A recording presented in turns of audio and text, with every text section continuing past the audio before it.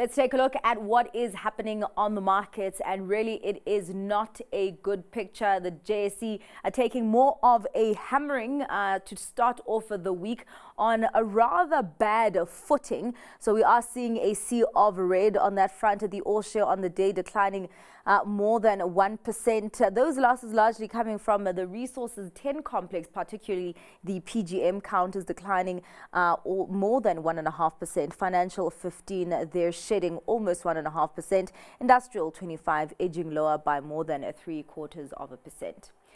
Let's take a look at what is happening stateside, where all the trouble started. Of course, on Friday, we did have the disappointing jobs data, surprising to the downside there for July. We did see jobs growth coming in less than what markets had anticipated there, and triggering recession fears back on the table on that front. So we are seeing quite a beating on that front, with the tech-heavy Nasdaq taking most of the hammering there, declining almost 2.5%, followed by the S&P 500 with a loss of 2.33%, and the Dow declining by 2.22%.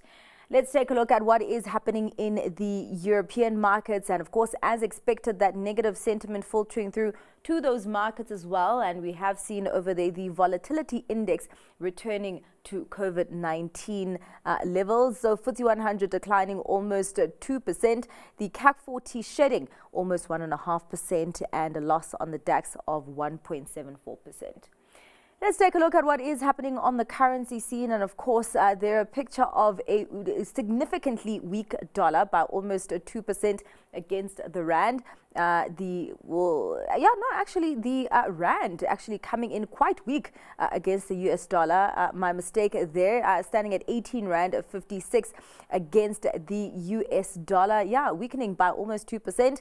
The rand against the pound at 23 rand 70, and against the euro at 23 rand 37. Although the rand is weak there as well, we are seeing a weakening in the dollar. Of course, we're going to be seeing that more when it comes to the yen. So taking a look at how the other currency pairs are doing on that front, starting off with the euro dollar at 1.07, pound dollar at 1.27, and the yen at levels last seen in January, just over 143 against the US dollar.